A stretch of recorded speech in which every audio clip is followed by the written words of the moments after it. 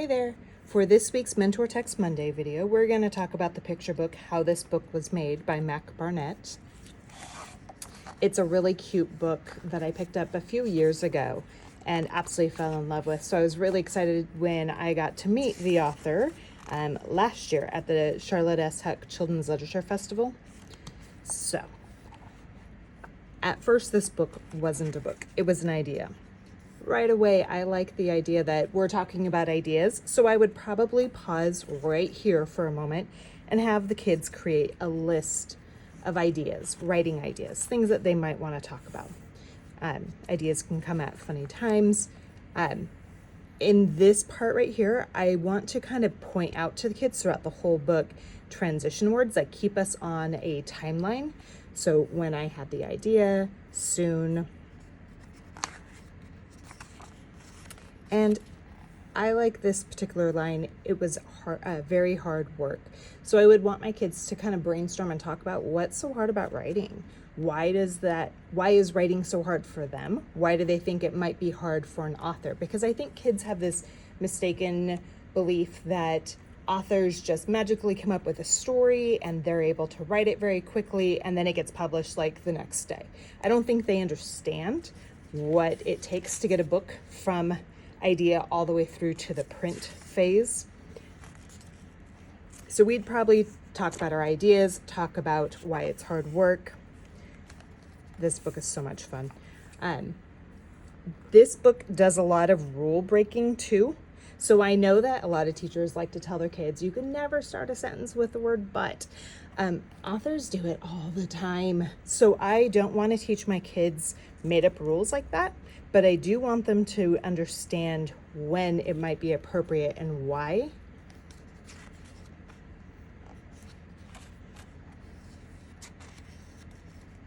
I like this particular part. So in here, we're talking about the editor, and it tells you what parts of the story are good and what parts you need to fix. Throughout this whole book, you'll see the facts blended with the fantasy.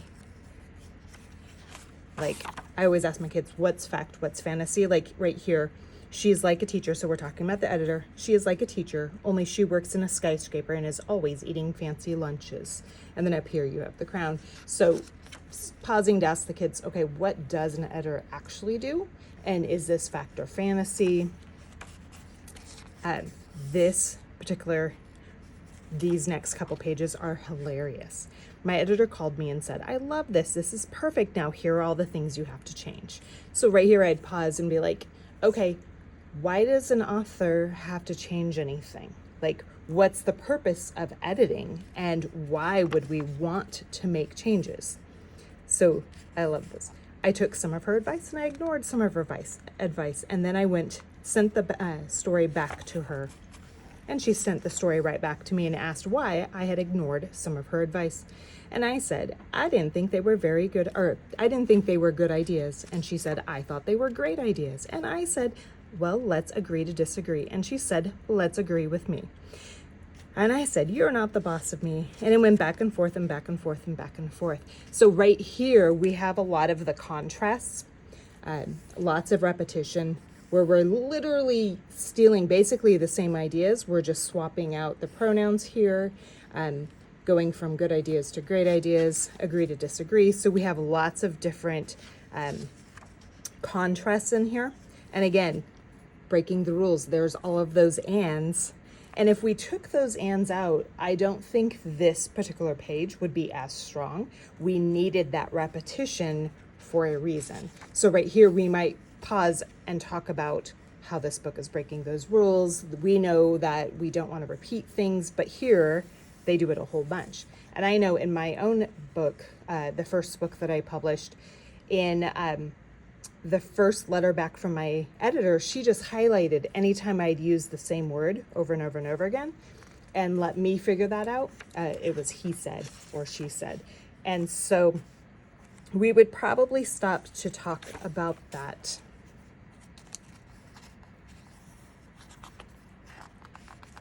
This page is pretty cute too. So here we're talking about sending it off to the editor, and I don't know what he's doing that whole time, because it takes an illustrator. It takes an illustrator a really long time to kind of figure out their ideas. So on this part, we're going to pause and talk about point of view. From the illustrator's point of view, they know how hard they're working, but this book isn't written from that point of view. So the author is talking from their point of view. They don't know what that illustrator is doing. They just know it's taking a really long time. So then we might start talking about head hopping and how we want to stay in one character's point of view. And again, we're getting into more waiting, getting into more repetition. Anyways, this book is really fun. Lots of great things that you can bring up.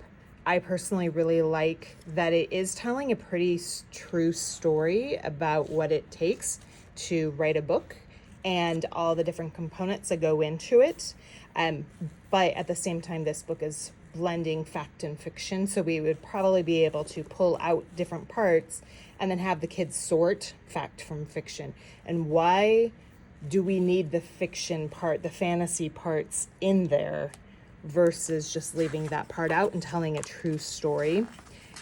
With all of this, you're going to, with the fantasy part, like the pirates here, the pirates who end up taking the book, but they don't read, so then it ends up here. It's what keeps the kids going while at the same time teaching them something, even if it's just a little. Anyways, I strongly suggest that you pick up this book if you are trying to teach any type of writing in your class.